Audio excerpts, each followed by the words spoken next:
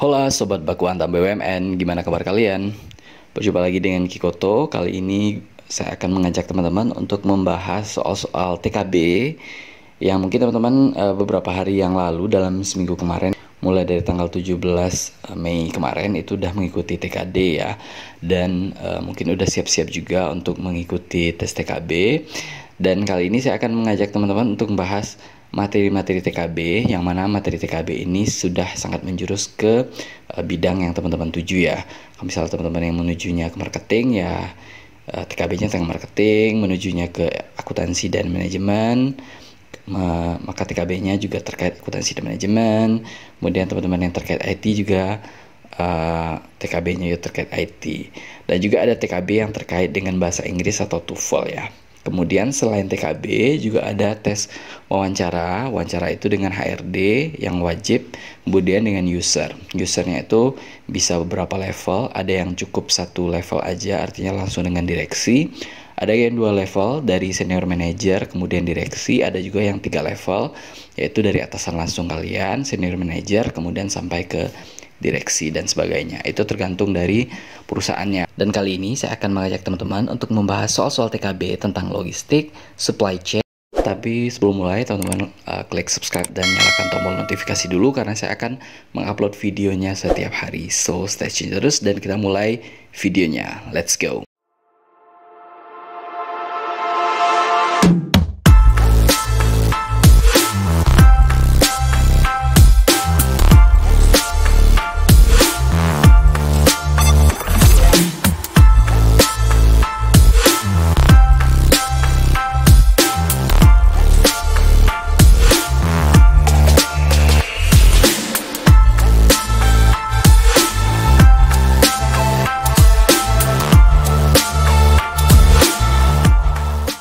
Kemudian proses yang menyeimbangkan kebutuhan pelanggan dengan kemauan supply perusahaan untuk menentukan apa yang akan dibeli dan kapan dilakukan pembelian tersebut merupakan proses bisnis inti manajemen rantai pasokan, yaitu bla bla bla. Ini ya. Jadi ini menyeimbangkan kebutuhan pelanggan dengan supply perusahaan. Perusahaan itu harus mempersiapkan barang-barang dagangannya mereka sesuaikan dengan keinginan dari si pelanggan, permintaan dari pelanggan, itu termasuk ke dalam proses yang dinamakan dengan demand management.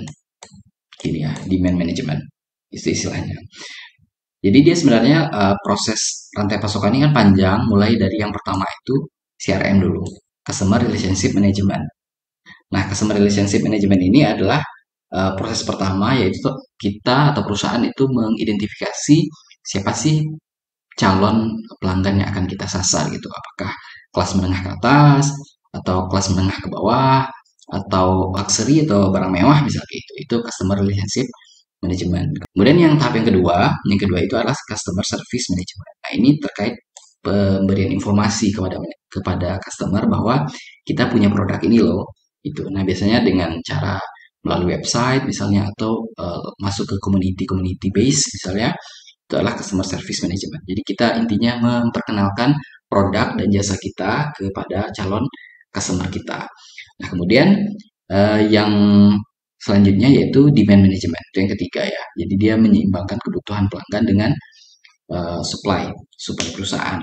Kemudian yang berikutnya ada customer demand fulfillment. Jadi ini kapan kita akan mengirimkan barang kepada si customer, itu dilakukan melalui tahap customer demand fulfillment.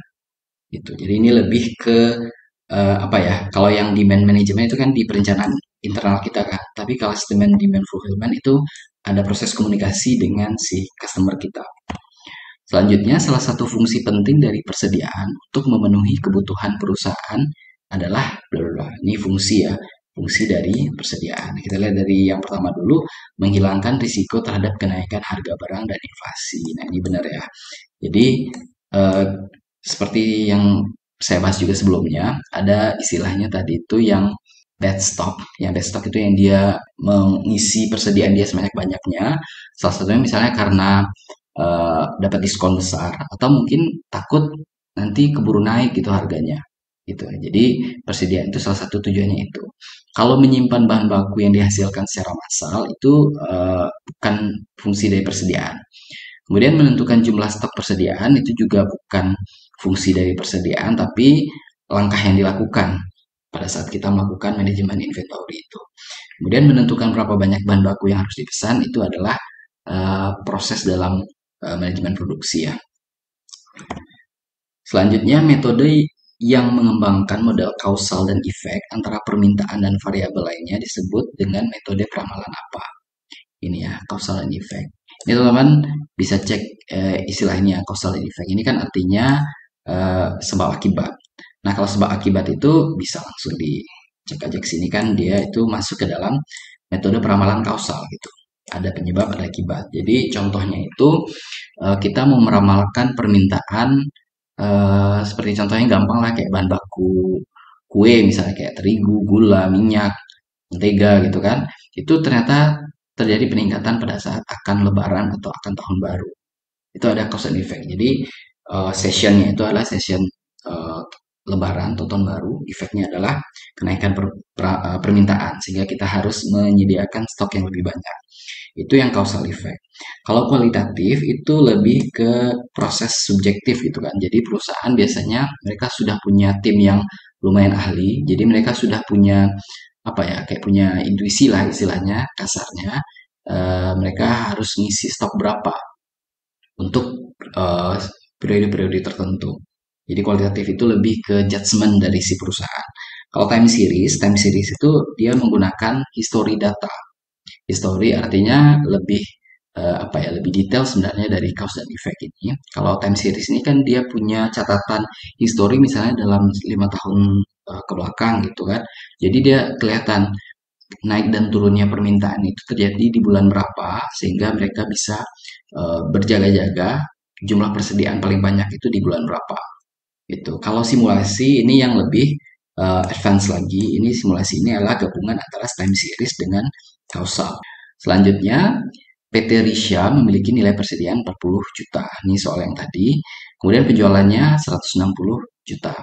Jika perusahaan memiliki 52 minggu kerja per tahun, ditanya perputaran persediaan. Nah, ini beda soal ya. Kalau tadi kan ditanya berapa lama persediaan itu mengendap gitu kan. Nah, kalau sini perputarannya berapa. Nah, ini cara lebih gampang.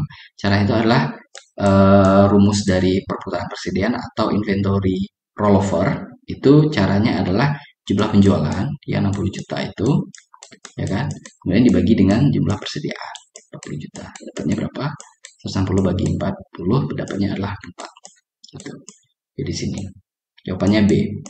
Mungkin sekian dulu dari saya, mudah-mudahan bisa bermanfaat dan bisa bantu teman-teman ya. Jangan lupa video-video baru akan saya upload setiap hari. Teman-teman nyalakan tombol notifikasi dan klik subscribe agar dapat notifikasi ketika video baru tersebut saya upload. Dan stay tune terus, semoga sukses di tempat yang teman-teman incar dan semoga prosesnya lancar sampai akhir. Dan see you next time, have a nice day, bye-bye.